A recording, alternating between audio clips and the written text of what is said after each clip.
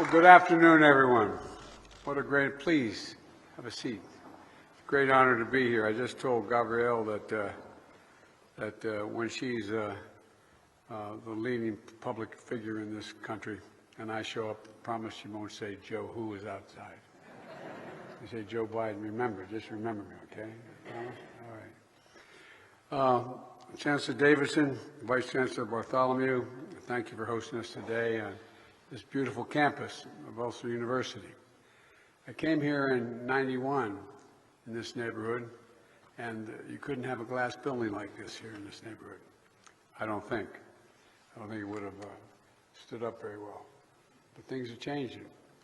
Lord Mayor Black and Secretary of State of Northern Ireland, Heaton Harris, thank you for the welcome to Belfast. And Mr. Speaker and leaders of Northern Ireland's leading 5 political parties, I was honored to welcome you to the White House a few weeks ago, and it's wonderful to see all of you again today.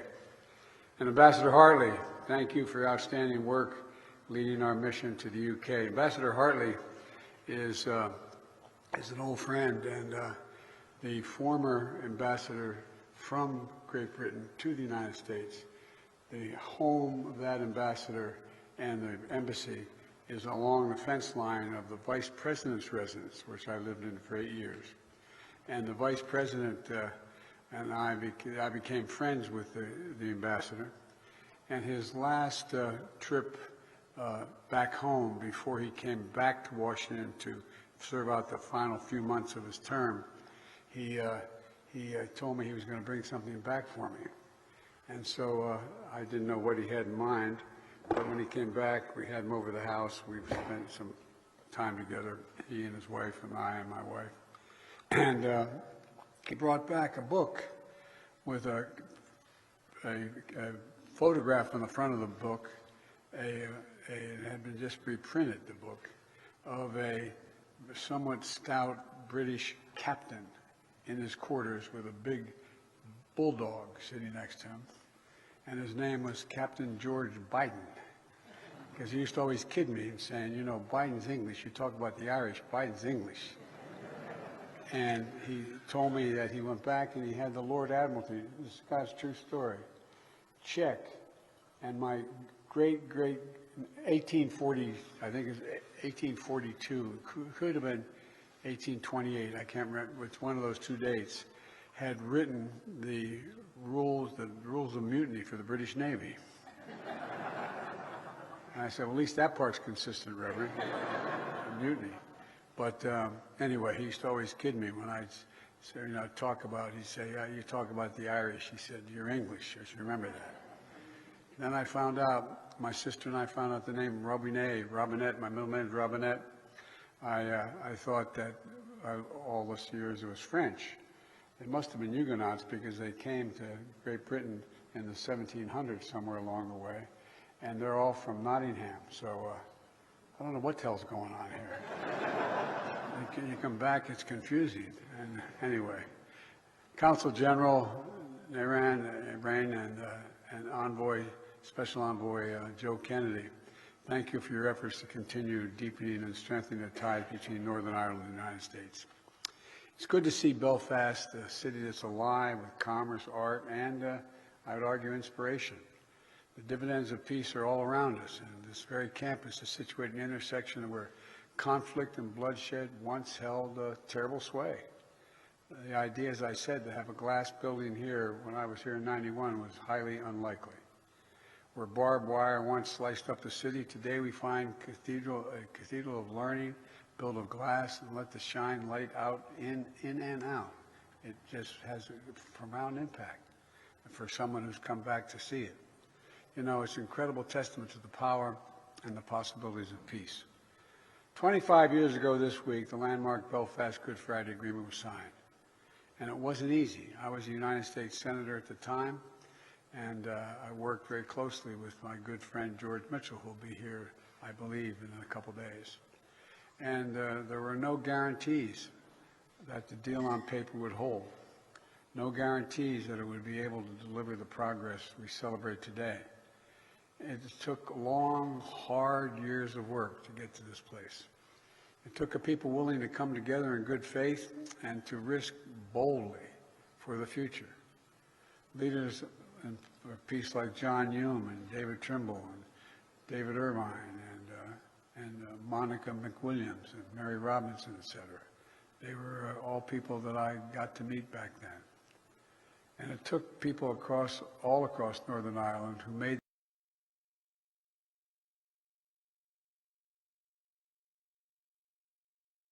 the choice to work for a brighter and a shared future.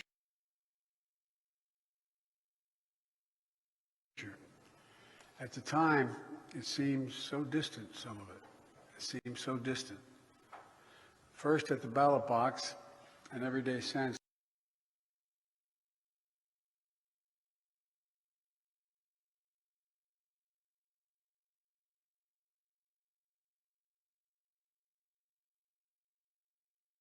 the acts of seeing each other through the lens of a common humanity, which again, when I first came here, as well as a seat at the negotiating table, including through the Northern Ireland Women's Coalition.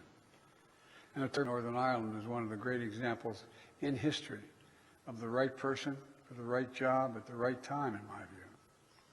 I think sometimes, especially when the distance of history, we forget how hard-earned, how astounding that peace was at the moment.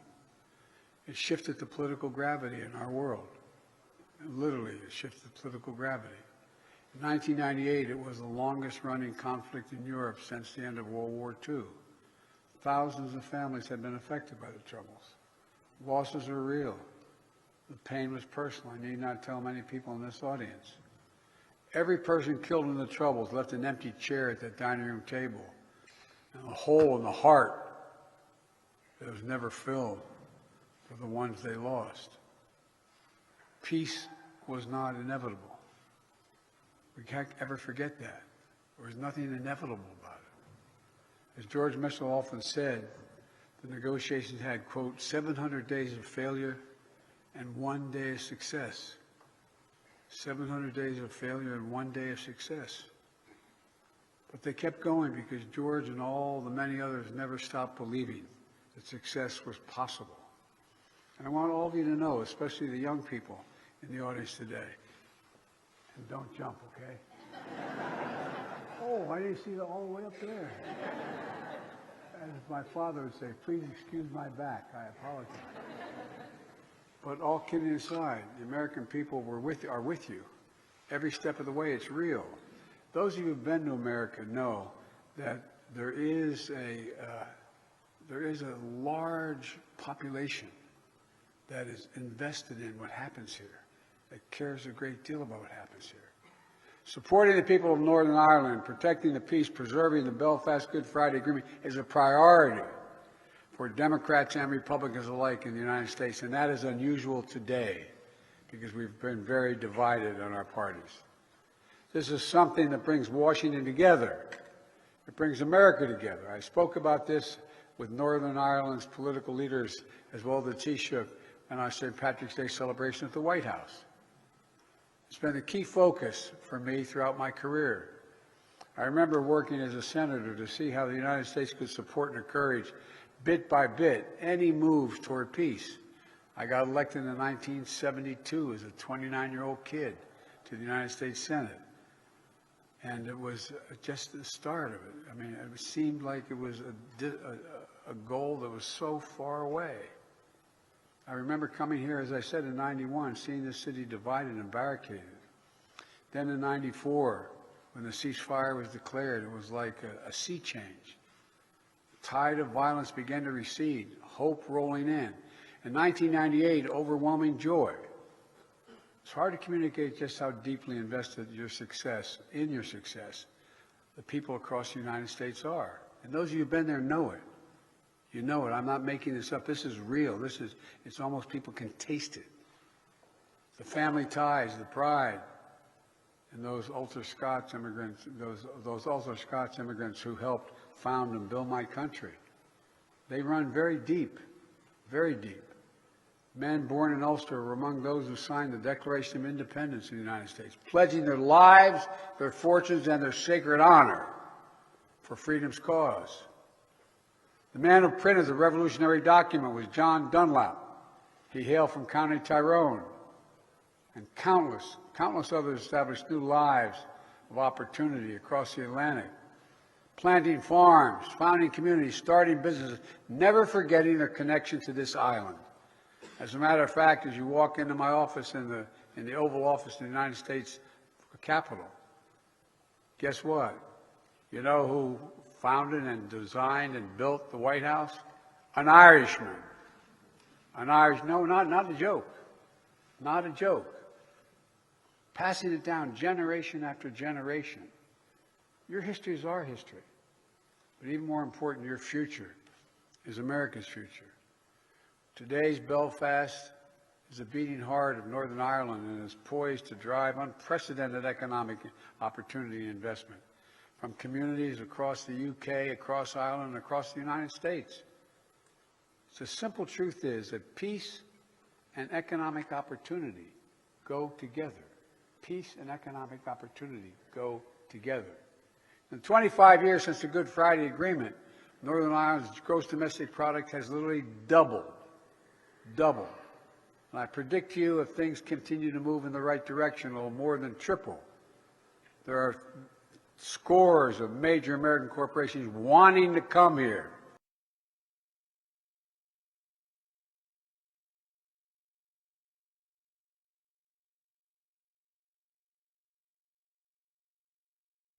Wanting to invest. Many have already made homes in Northern Ireland, employing over 30,000 people. And in just the past decade, American business has generated almost $2 billion in investment in the region. $2 billion. Today, Northern Ireland is a churn of creativity, art, poetry, theater. Some of our favorite television shows, the movies are filmed here, as you know. And I understand the star of the recent Oscar-winning film and someone of Belfast barista, James Martin, is here today. James, where are you?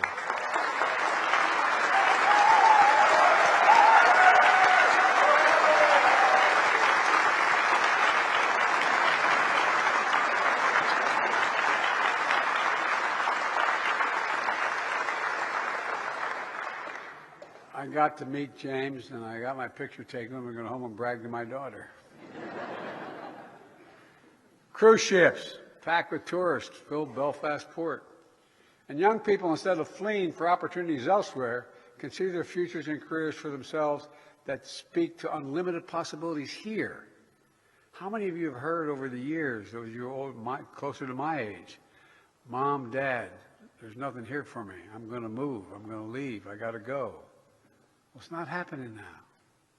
So it's up to us to keep this going, to keep building on the work that has been done every day for the last 25 years, to sustain the peace, unleash this incredible economic opportunity, which is just beginning. I promise you. You think I'm joking? It's just beginning. We get this, keep it going. We all know there's more we can do together. You know, there's so much energy and dynamism, especially among young people who are starting their own businesses, blazing their own trails, connecting to the global community of entrepreneurs. And young people in Northern Ireland are on the cutting edge of sectors that are going to define so much of the future. Cyber, technology, clean energy, life sciences. Here in Northern Ireland, programs like Young Enterprise Northern Ireland, helping thousands of young people each year gain skills and pursue their goals as entrepreneurs. That's why I asked Joe Kennedy, my new special envoy in Northern Ireland of Economic Affairs, to help supercharge that work, to bring more businesses, more investment, more opportunity here to Northern Ireland, and help realize the enormous economic potential of this region. Because I know parenthetically, when that happens here, it gives faith to people around the world. If it can be done here, it can be done in my community. Not a joke. The world is changing. It's changing drastically. And it presents enormous opportunity, but also significant dangers. To that end, later this year, Joe's going to be leading a trade delegation of American companies in Northern Ireland. Now, I know the UK's departure from the European Union created complex challenges here in Northern Ireland. And I encourage the leaders of the UK and the EU to address the issues in a way that serve Northern Ireland's best interests. I deeply appreciate the personal leadership of Prime Minister Sunak and European Commissioner von der Leyen to reach an agreement. The Windsor Framework addresses the practical realities of Brexit and it's an essential step to ensuring hard-earned peace and progress to the Good Friday agreements that they're preserved and strengthened. You know, the negotiators listened to business leaders across the UK and Ireland who shared what they needed to succeed. And I believe the stability and predictability offered by this framework will encourage greater investment in Northern Ireland, significant investment in Northern Ireland.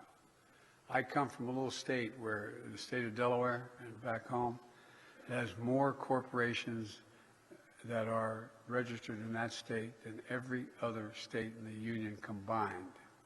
So I know a little bit about corporate attitudes. All the immense progress we see around us was built through conversation and compromise, discussion and debate, voting and inclusion. It's an incredible attestation to the power of democracy to deliver needs for all the people. And now I know better than most how hard democracy can be at times. We in the United States have firsthand experience how fragile even long-standing democratic institutions can be. You saw what happened on January the 6th in my country. We learn anew with every generation that democracy needs champions. When I went to college, I was a political science major and history major. We were taught every generation has to fight to preserve democracies. I didn't believe it at the time. I just thought it was automatic. We had this great democracy. What would we need to do? As a friend, I hope it's not too presumptuous of me to say that I believe democratic institutions established through the Good Friday Agreement remain critical to the future of Northern Ireland. It's a decision for you to make, not for me to make. But it seems to me they're related. An effective, devolved government that reflects the people of Northern Ireland and is accountable to them. A government that works to find ways through hard problems together is going to draw even greater opportunity in this region. So I hope the Assembly and the Executive will soon be restored. That's a judgment for you to make, not me, but I hope it happens. Along with the institutions that facilitate North-South and East-West relations, all of which are vital pieces of the Good Friday Agreement. For in politics, no matter what divides us, if we look hard enough, there are always areas that's going to bring us together if we look hard enough. Standing for peace, rejecting political violence must be one of those things. So I want to once more recognize the way the leaders of Northern Ireland's major political parties come together in the wake of attempted murder of Detective Chief Inspector Caldwell to show that the enemies of peace will not prevail. Northern Ireland will not go back, pray God. The attack was a hard reminder that there will always be those who seek to destroy rather than rebuild. But the lesson of the Good Friday Agreement is this: in times when things seem fragile or easily broken, that is when hope and hard work are needed the most. That's when we must make our theme repair, repair. And in Holy Easter season, this season, when all Christians celebrate renewal and life, the Good Friday Agreement showed us that there is hope for repair, even in the most awful breakages. You know, it helped people all around the world to hope for renewal and progress in their own lives. And most of all, allowed an entire generation of young people in Northern Ireland and across the UK and the Republic of Ireland to grow up in a society mended by connection, made stronger by independence, interdependence, and respect. Young people like Gabrielle, who we just heard from earlier.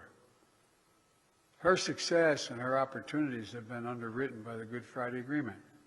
Young people like Jordan Graham, born less than 3 weeks after the agreement was signed in 1998. His whole life is unfolded under the wing of peace which means not quite 25 years of age, he's been able to build an expertise in branding and marketing that he's used to help grow local businesses, support startups, consult for charities. Young people like Amy Clint, born in 2000, whose parents like to tell a story about how she came home from her first day of secondary school and asked, what's the difference between a Protestant and a Catholic? What's the difference between a Protestant and a Catholic? She didn't grow up thinking in sectarian divides. She grew up thinking about how she should support her beloved brother and other children with autism. Today, Amy's social enterprise has donated more than 5,000 copies of her book to schools across Northern Ireland to help children better understand autism and to learn to treat others with kindness and respect. That's the real power of the Good Friday Agreement. Compassion. Compassion. It changed how this entire region sees itself. In the words of Morrissey, Belfast's first poet laureate, what's left is dark and quiet, but bookended by light, as when Dorothy opens the dull cabin door and what happens outside is technicolor. What happens outside is technicolor. This place is transformed by peace, made technicolor by peace, made whole by peace. So today, I come to Belfast to pledge to all the people of Northern Ireland, the United States of America will continue to be your partner in building the future the young people of our world deserve. It matters to us, to Americans, and to me personally. It genuinely matters if you've traveled my country. So let's celebrate 25 extraordinary years by recommitting to renewal, repair, by making this exceptional peace the birthright of every child in Northern Ireland for all the days to come. That's what we should be doing. God willing, you'll be able to do it. Thank you all for listening, and may God bring you the peace we need. Thank you.